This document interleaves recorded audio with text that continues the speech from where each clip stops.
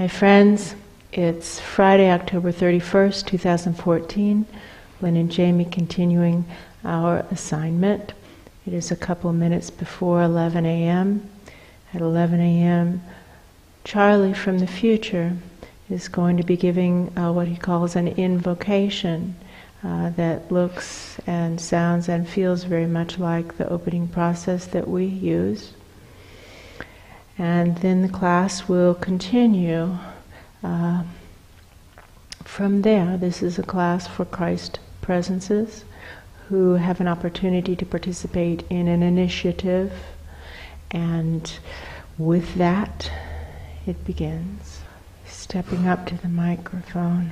Oh. There's so much peace about him. Yes. But it is the peace of someone who has experienced all wrongs, quote unquote, while making them fine, while finding a way for the wrong to be right, while looking for the gift, has managed to find a gift in all situations, has managed to learn to love that which he is assigned to do. He's got such depth and wisdom. It's very impressive. He starts drawing the focus down into the presence. Now, he's saying something like presence, not body, because most of these beings are out-of-body beings. There are other presences up there too. I didn't notice the balcony was there, and now that I'm looking at it, it's a pretty big balcony. It is. There's a lot of dark blue up there. I don't see anything but dark blue. That's all I see. Just dark blue. This reminds me of what they keep saying. We just want to know who we have to work with. So this is the room where the Christ presences will be gathering, who may do something, they may not, who may or may not do something. The others have all pretty much proven by their actions and inactions that they won't do anything, right? That's true.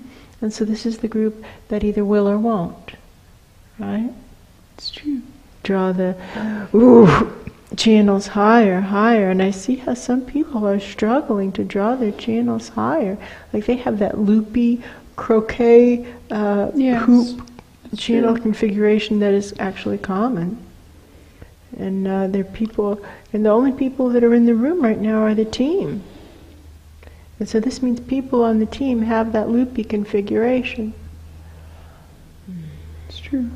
Drawing the focus to the crown, through the crown, keep going. And now look how right there, people want to stop right there, just like in bodies on earth.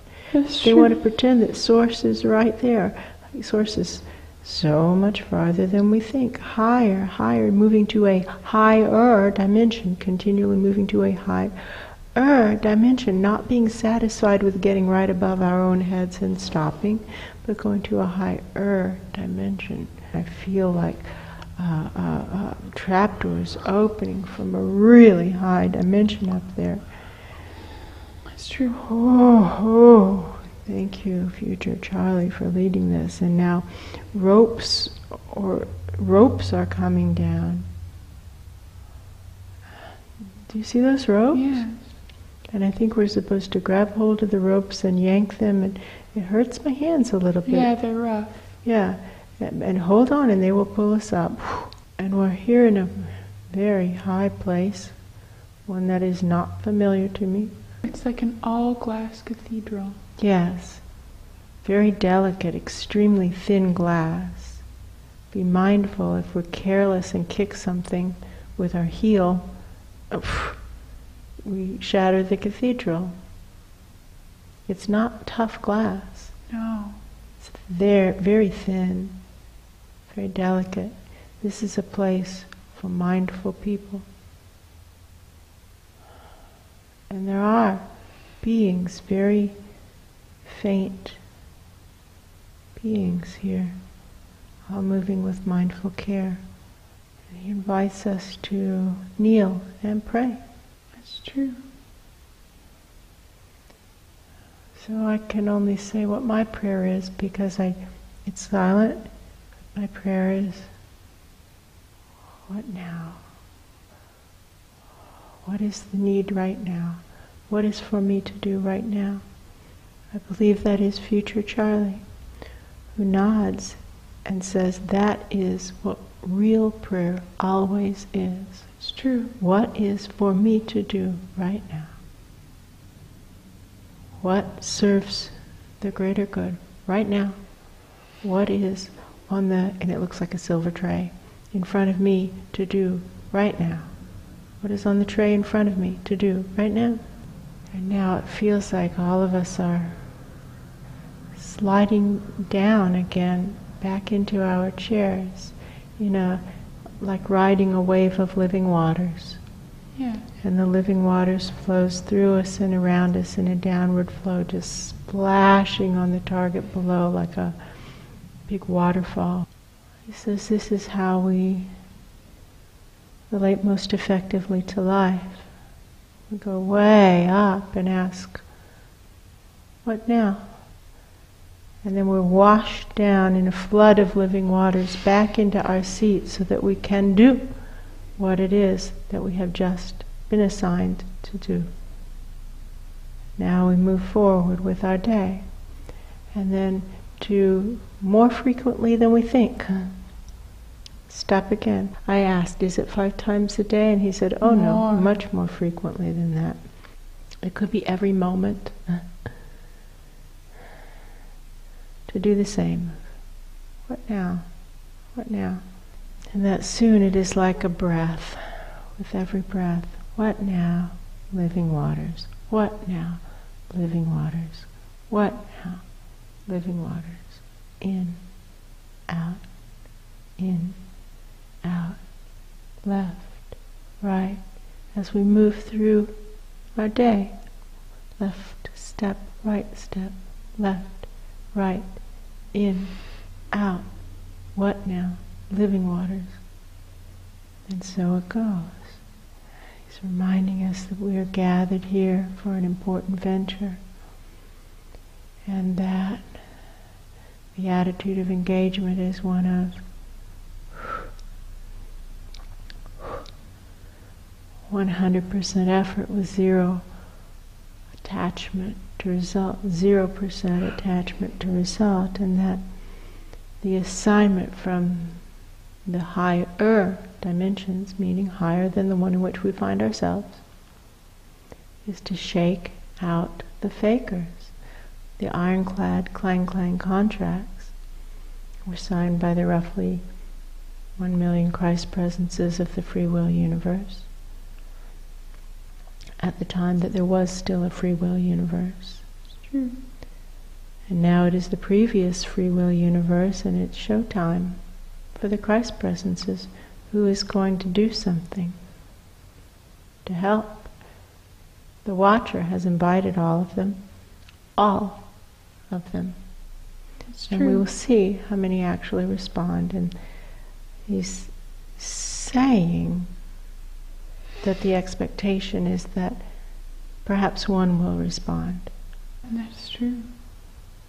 And now future Charlie is talking about the numbers on our foreheads. It's true. And he's talking about how they go up and down depending on the choices that we make. It's true. And that as we begin this day, we will be continuing to make choices, because we make choices in a continual flow. It's true. And that we can at any time ask to be remeasured and to be aware that the new number may be higher or lower. That's true.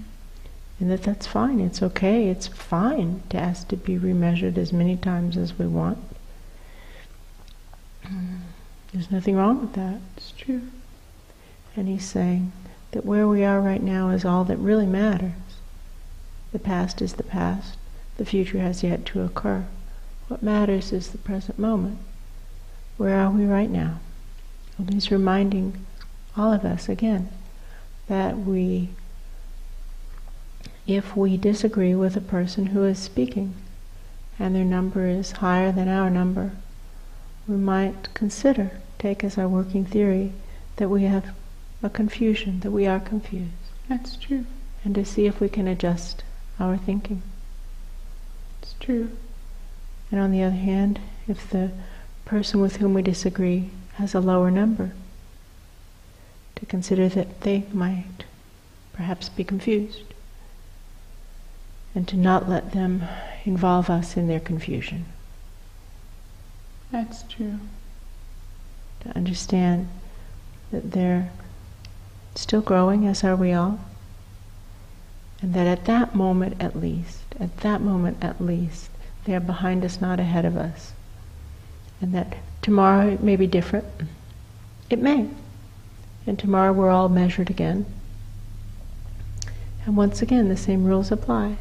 If someone's number is higher than ours, we consider that in any moment of disagreement, that they are right and we are incorrect. It's true. And to look up to the balcony and notice how high those numbers are up there. Yes.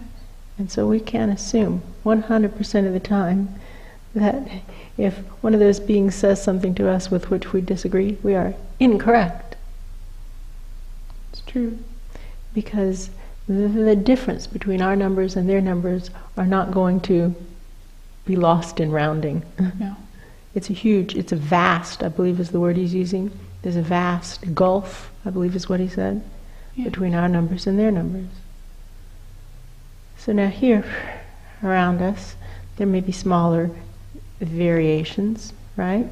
Yes. But there will be patterns that develop, and as we begin this process of honestly posting our numbers on our forehead, not hiding them, but putting them out for the world to see, we will begin to become familiar with the patterns, and we'll come to know that person consistently has a higher number than I do, and this other person consistently has a lower number than I do. Not saying that it's going to be that way tomorrow, but I'm taking it as my working theory. Right? That's true. And so in the moment when we forget to focus on the numbers, we at least have that kind of lodged in our brain. That's true. Because focusing on the numbers takes effort, right? Yes. And is a habit that we have not yet developed. That's true. We can develop it, and it doesn't have to take long to develop it, right? That's true.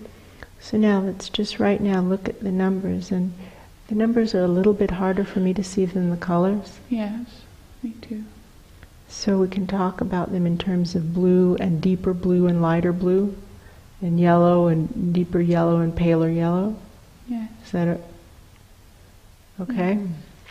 Because that way it's easy to order people, like standing tallest from short to shortest. Yes. And they're showing like the Sound of Music, the lineup of kids. Yeah. And so to see that right now, we have this future Charlie. My perception is he's leading the parade. Yes. And right close to him is future commander. Yes. And then we have a drop off. Big drop. And we're at Duluth. And I could be wrong about that. No, that feels true. That's true. And we have Azara, and she is darn close to where Luce is. I would be hard. Luce has her edged. Yeah. I don't know why my tops of my drawings are diagonal. That might be incorrect. I don't know why they are that way. I understand. It shows a range. Because people are fluctuating moment to moment. That's true. And so this is the range. That's what it's showing. They're showing us the range. That's high true. And low, high and low. He says, when we form a truly effective team, this will be part of our meeting. Is we sit down to have a meeting, everybody gets measured, numbers on the forehead, rank, sit in order, sit in order. Sit in order to make it easy.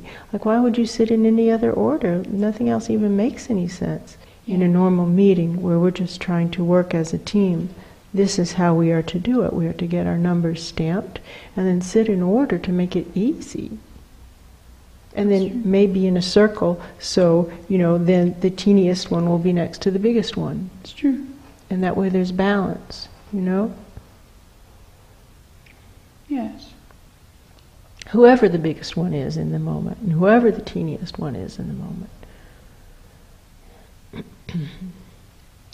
So that person who needs the support the most is next to the person who has the most to give. That's true.